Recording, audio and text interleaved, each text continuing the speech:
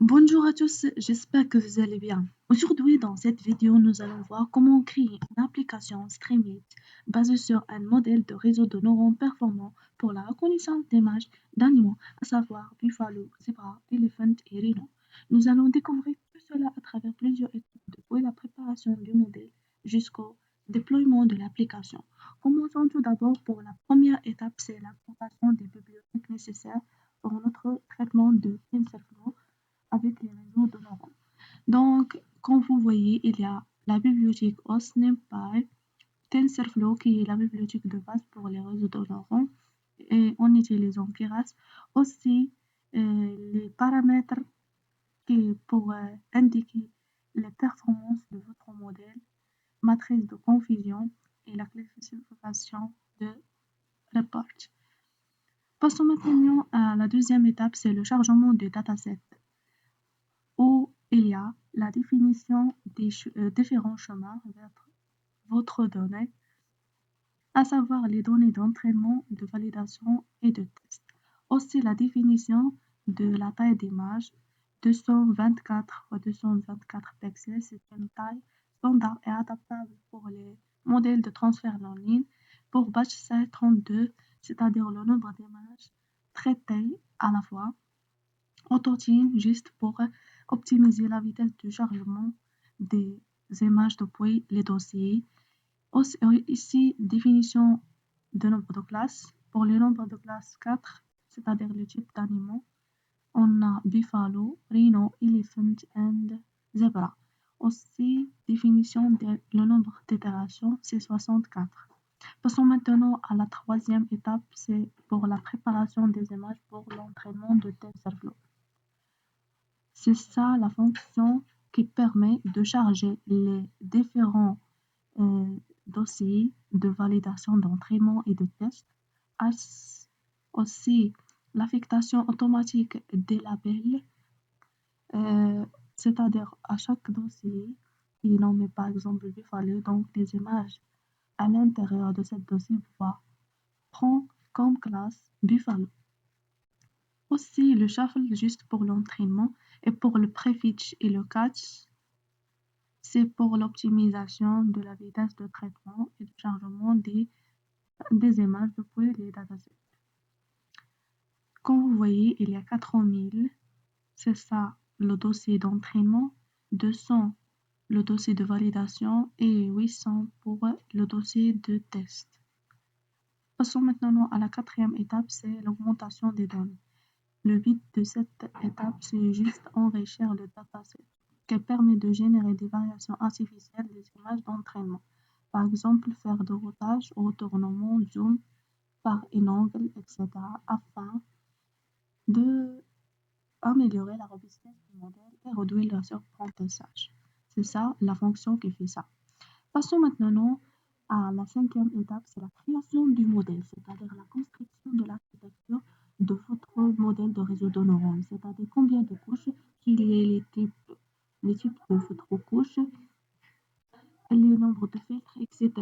C'est ça la fonction qui fait ça. BuildCNN prend en entrée les images et appliquer le pré-traitement sous forme de data augmentation comme on avait déjà. C'est juste pour enrichir le dataset. Rescaling pour la normalisation des pixels entre 0 et 1. Aussi, la première couche convolutionnelle qui contient 32 filtres avec une matrice de taille 3x3 et avec une fonction d'activation reload, padding same, le but de max pooling de T juste pour réduire les dimensions et conserver le même contenu important de l'image et ainsi de suite, juste la variation de nombre de filtres par couche pour détecter bien les contours complexes et les objets contenus dans l'image. Et la fonction flatten pour transformer les caractéristiques déjà extraites sous forme d'un vecteur de seule dimension dans l'activation de celle juste pour extraire les relations finales entre les caractéristiques et les classes. Dropout pour désactiver 50%, 0,5, 50% de neurones pour éviter le surapprentissage Et à la fin, on a la fonction softmax pour le calcul de probabilité d'appartenance à chaque classe. Modèle summary pour afficher les différentes couches, le numéro de paramètres par couche, c'est-à-dire comme vous voyez ici, le nombre de paramètres c'est 896 et à chaque fois, elle s'augmente. Et c'est ça les paramètres, le nombre de paramètres qui sont traînables. Passons maintenant à la 6e étape qui concerne la compilation et l'entraînement. Pour la compilation, c'est préparer votre donnée qui vous déjà construit pour être prêt à l'entraînement.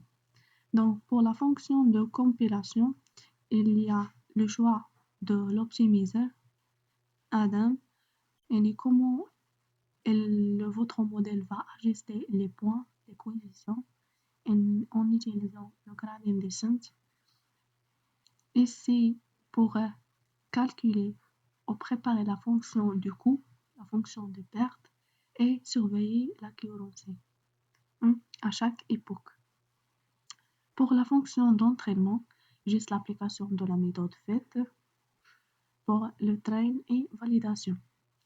Et cette fonction, elle retourne un objet sous forme historique qui contient l'évolution de la fonction de perte et l'accuracy pour chaque époque, pour chaque itération faite sur votre dataset. Juste la fonction elle-même, mais il y a l'appellation de cette fonction pour s'appliquer à le modèle de base qu'on a déjà créé, Belt CNN. Comme vous voyez, c'est ça, l'exécution. Et elle prend de temps de 4 heures à peu près. Et ça dépend, le temps d'entraînement d'un modèle dépend toujours de le CPU, la vitesse, la performance du CPU de votre ordinateur. Vous voyez.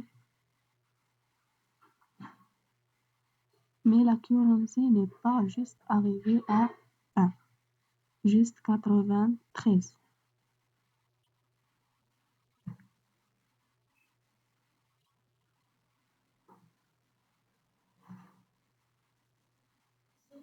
Pour la 7e étape, le sauvegarde du fichier .keras qui va contient toutes les choses pour le réutiliser, l'architecture du modèle, les points après, c'est-à-dire les valeurs qui sont déjà calculées et les billets pendant l'entraînement. Aussi la configuration de l'optimiseur qu'on a déjà configuré, Adam, et aussi les informations sur les paramètres métriques de l'accuracy et la fonction de coût, la fonction de perte. Ce forum modèle.save.